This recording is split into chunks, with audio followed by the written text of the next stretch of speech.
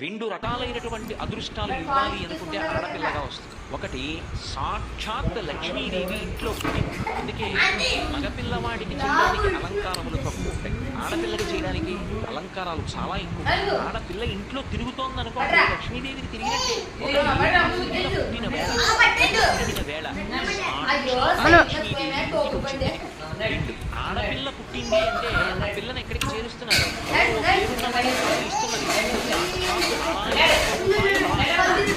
నారాయణ స్వరూపుడు లక్ష్మిని నారాయణుడి పక్కన చేర్చారు. ఆ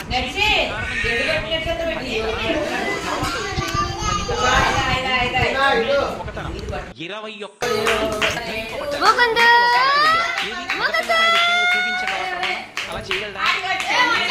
అమ్మవారు అనుగ్రహిస్తే నేను విశేషమైనటువంటి ఫలితము చేత సత్కరించాలి ఆడపిల్లగా